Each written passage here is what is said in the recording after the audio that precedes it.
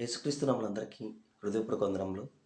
ప్రత్యేకమైన సమయంలో ప్రత్యేకమైన రోజు యొక్క వాగ్దానంతో మీ ముందుకు వచ్చున్నాను.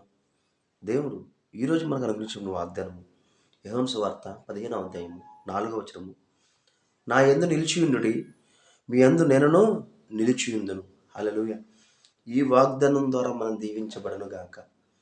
ఈ వాగ్దానం ద్వారా మనం ఆశీర్వదించబడను గాక. ఆమేన్.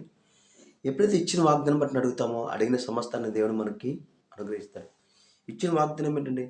నా యందు నిలిచియుండుడి, మీ యందు నేనును నిలిచియుందును. నువ్వు ప్రతి విషయమందు ఆయన మీద ఎప్పుడైతే ఆధారపడతావో ప్రతి విషయంలో దేవుడు నీకు విజయాన్ని కలగజేస్తాడు. ఆయన మీద ఆధారపడడం అంటే నజరేయుడైన యేసుక్రీస్తుని విశ్వసించుటయే. నువ్వు ఎప్పుడైతే నజరేయుడైన యేసుక్రీస్తుని విశ్వసించున్నావో, నజరేయుడైన యేసుక్రీస్తు లోకాన్నంతా జయించున్నాడు. ఆయన విశ్వాసం ద్వారా ఆ జయించిన అనుభవాన్ని నీవు పొందుకున్నావు.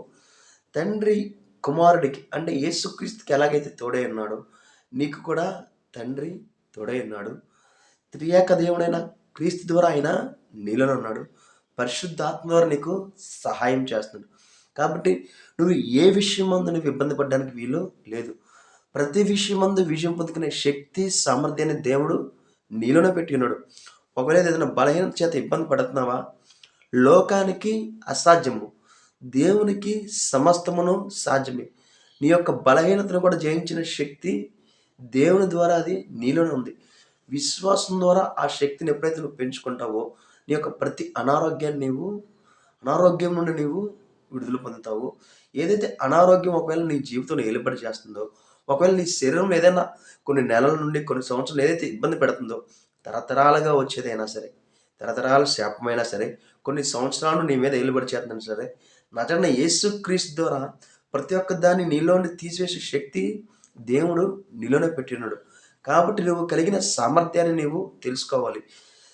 దేవుని వల్ల సమస్తమును సాధ్యమే. I can do all things through Christ who strengthens me. నన్ను బలపరచు క్రీస్తు యందు నేను సమస్తమును చేయగలను. కాబట్టి నీలో ఉన్న క్రీస్తు ద్వారా నీకు ఏదైతే జయించే అనుభవం ఇచ్చాడో సమస్తాన్ని జయించే అనుభవాన్ని నీలోనే పెట్టినాడు. కాబట్టి దేవుడు నువ్వేదైతే అడుగుతున్నావో నువ్వు అడిగిన దానికన్నా ఊహించిందన్న అత్యధికమైన కార్యాలు నీ జీవితంలో దేవుడు చేస్తాడు. నీ అప్పు ఐశ్వర్యంగా మారుస్తాడు. నీ నింద ఘనతగా చేస్తాడు.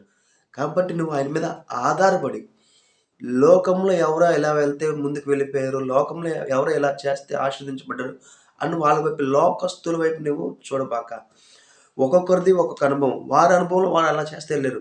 కానీ లోకపరమైన అనుభవాల మీద నువ్వు ఆధారపడడానికి వీలు లేదు.